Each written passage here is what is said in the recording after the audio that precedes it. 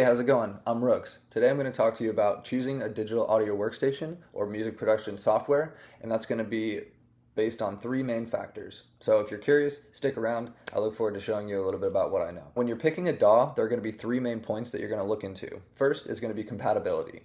Is the DAW compatible with your computer? The way you find out is by going to the D.A.W website and then checking the system requirements. Then you'll check your computer for its specs, specifications, and then from there you'll be able to make a match. The best thing to do is make sure that you have a computer that can run a future version of the software. And what I mean by that is don't max out your computer with the beginner level version of the software. There are three different levels of software, which I'll cover in a minute.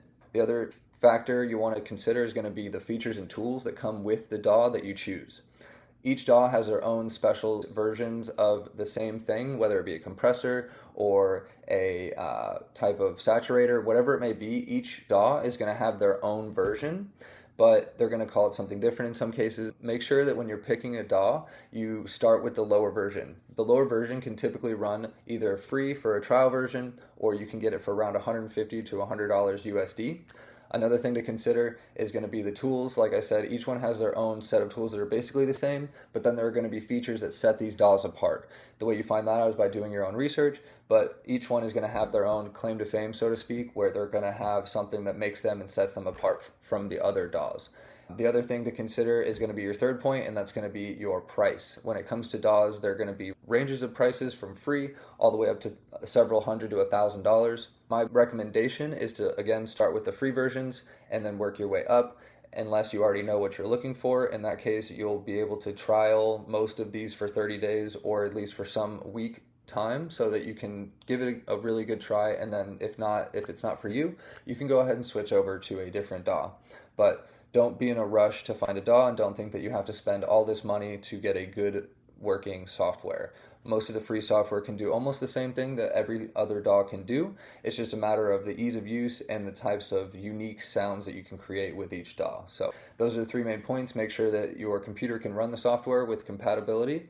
The other one is going to be your features and tools inside of the DAW. And then three is going to be your price of each DAW or your budget for the full experience.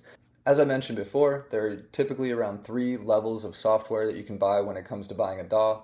What I mean by that is there's usually an intro version, then there's the standard version, and then there's going to be a pro version. Each version is going to have its own additional features as you move up the chain, and of course it's going to cost more money as you go up the chain as well. The beautiful thing about most DAWs is that you can start at the beginning software, and then once you want to upgrade, you can do that, and it will be a seamless transition. You'll just get the added features right into your DAW. In addition to a DAW, you'll also want to pick up maybe a keyboard for playing notes, and then maybe a drum machine. That's going to be, again, dependent on the music that you want to make, but overall it's important to make sure that you don't overspend too early because it's very easy to do.